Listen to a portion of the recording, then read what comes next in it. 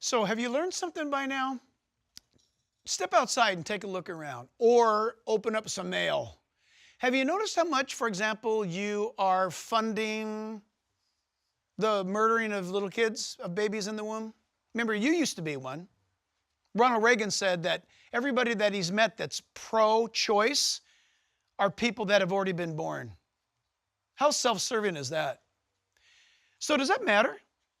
You might say it doesn't matter to me. That's okay. You have the right to think that. You have the freedom to think that. But it matters to God. God says that he hates abortion and that he's going to judge those who kill babies. Okay, this is clear in the Bible. You say, why are you talking about this? Well, it's one of the driving political forces of this current election cycle.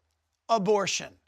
So many ill-informed pastors and Christians say, we don't get involved in those things because they're politics. That's political stuff.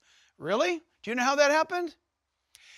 Politicians ran into the church, took the topic of abortion and declared it to be a political issue, knowing that a weak, worthless, wimpy church would bow down and just leave the scene.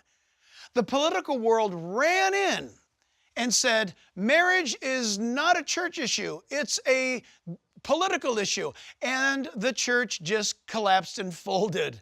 As you can tell, I have no confidence at all in a church that is not a New Testament church. Why would I? Why would anybody?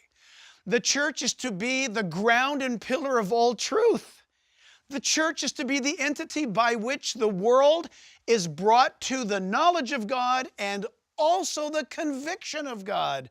The church, we are to be the most loved and the most hated people on earth because we're just like Jesus. That's what we're supposed to be like. So when somebody says, man, we just preach the gospel, we don't get involved in all that stuff that my people have to live through 7 days or 6 days a week, you're an idle shepherd.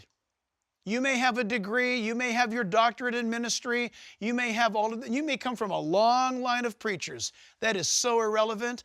Unless you and I are being salt and light and effective in the culture, we have become good for nothing and to be cast out on the roadway and to be trampled by or under the foot of men. We would have lost our lampstand that has been removed from its holder, Jesus said, because it's become a candle without a light. Christian, this nation is dying if it's not already dead. Why? A dead church. This nation is reflecting the condition of the church today.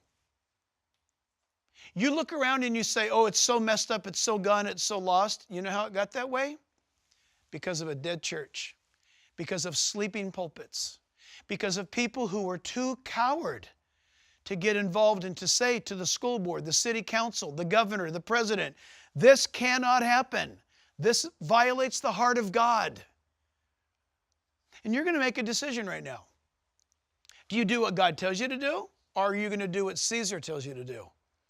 Whoever you obey, that's your Lord. And if Caesar says, don't talk about these things anymore, you're forbidden to talk about these issues that we've taken from you and we've declared them to be political. If you just cower back into your corner and stay silent, you're complicit in the destruction and the attack against the will of God. I pray that you will find it within yourself as a believer, who I'm only speaking to believers right now, to get involved knowing that at any moment we can go to heaven by either rapture or by death. It's irrelevant.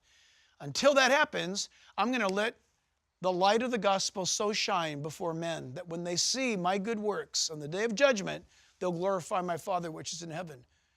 Find out what the school board's doing. Find out what your governor's doing. Find out what your state assembly's doing. Find out what your city council is doing. Do you know who your county board of supervisors are? Are you praying for them? Are you watching how they vote? Make a difference. Speak up. Write a letter. Make a phone call. Shine your light. Oh no, yes, always preach the gospel. But I'm convinced you can walk and chew gum at the same time. We can preach the gospel, and then we can be disciples. Let's do that to His glory.